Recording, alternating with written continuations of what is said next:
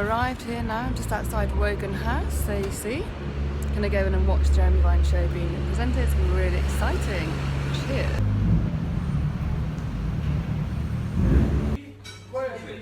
Hello, so here I am in Wogan House, just to wait to be taken upstairs. I'm going to pan around.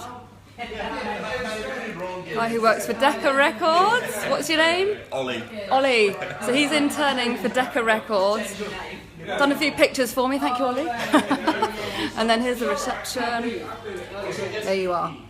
So I've just heard Jeremy on the speakers, Jeremy Vine.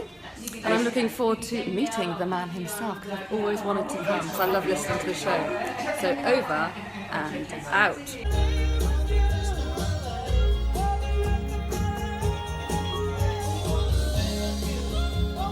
Gallagher from Lyle, nearly managed to say, I think I might manage to finish, I want to stay with you. There you are, done it. Now it's 12, here's Jeremy. Thank you very much, it's Gallagher and Lyle.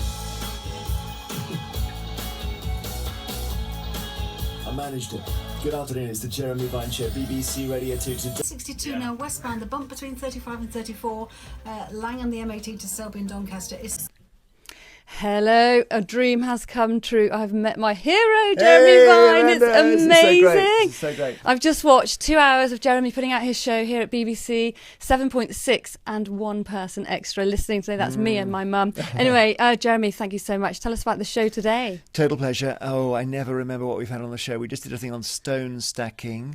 We had a woman from Pussy Riot, the Russian punk band, in who I gather was signing her books in the green room topless, somebody said, but I don't know if that's true or not. So I don't know if Steve Wright caught up with that.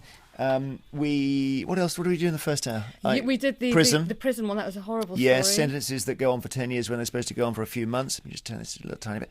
And there was something else. I mean, by the time it's funny because it flushes the whole thing, and then we're on to the next day. Lord Faulkner came in with all his weight loss. That was the prison thing. What was the very first and then we did item? Burma. I'm saying we. It's not like I even did anything. No, I just watched. This, part of the enterprise here. This is great. The Starship. Yeah. Well, Jeremy, I also heard you on Saturday with Richard Coles being interviewed because you've written a book. I have. I wish I had a copy to flash around. My book is called What I Learned. It came about because I realised I'd taken 25,000 calls on this in this studio, and I should ask myself. Not mine yet. No. Well, have you not rung in? Well, I've tweeted you, Jeremy. Oh, right. Have I read it out or not? Sadly, no. But now you're going to see my name. I'm going to be on top of your list. Yeah, that's true. So 25,000 calls, and I suppose in summary, in a sentence, it says that the listener's wisdom or life experience is becoming more essential than expertise, and I don't know whether that's a good thing, but if you want to interview somebody about Lyme disease, do you choose a doctor or do you choose a patient who's got it? Because we're so tooled up with information now that expertise or experience is a form of expertise almost. I'm trying to get my head around it. So my analogy is you've got astronomers and astronauts. We used to always ask astronomers about space because they got telescopes. Now we ask astronauts because they've actually walked on the moon. So they are the experts. Well, I don't want to say that because there's real danger. I mean, we had somebody the other day ring up, when we had the murder figures came out and they had dropped, and a woman said that these figures cannot be true. There was a murder in my village 2 years ago. And I'm thinking, well, hang on, that's not a contradiction. So once you go for the first person account, it's quite dangerous actually. But I think increasingly we're in this world, what I call iPower, where everything revolves around everything revolves around us. Yeah. And you can decide that if the world is flat, it's flat, and obviously that's a bit worrying. And then we get Trump and we get Brexit and we get these senses that we're getting surprised the whole time. It's no longer top down. It's not experts. And even in this studio, I am the listener. I'm the one who they have the news. The audience has the news. I'm the listener.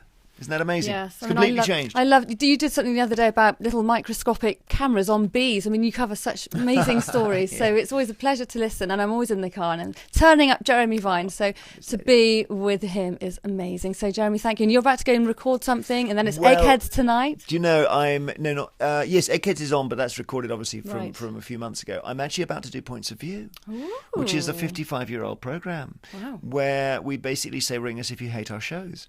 And it's such a BBC thing, and people ring up and they don't like, the coverage of Songs of Praise or the Mastermind or whatever, and they got the usual complaints about sound, and it's something a bit joyful. Oh, look, we've got some messages here. Wow, get you, says Ruth Goodwin. Woo, woo. Carol Alarcon.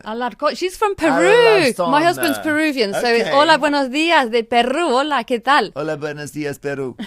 Hey, Joanna. Hi, Well, Joe. this is Soli. good. It's happening. Yes, it's been awesome being here. I help people get into the press, and so meeting you, maybe we can get them one step further. Yeah, well, I think you do a great job because people it's a new environment with social media, and trying to work out how to spread messages and all that is very necessary. Lots of I was talking to somebody 10 years ago, but it was a water company, and they said they just had a fax machine in their press office, and I thought it's unbelievable how behind some people are, you know. And how we're all reporting with our iPhones, which is also the I. What did you just call us a minute ago? Well, iPower is about Yeah. how we think the world revolves around us, you know. But that's yes. But then, of course, such powerful first-person stories now. Yeah. They're amazing. They go around the world. It's amazing. In an instant. Yeah. Well, Jeremy, thank you so much. It's Thanks, been awesome. Amanda. We're going to do a little selfie now because I did. Ojalá. I did wish it was going to happen. Inshallah. So thank you everybody for joining. Again, thank you, Jeremy. Thank you. Adios. Thank you. Adios.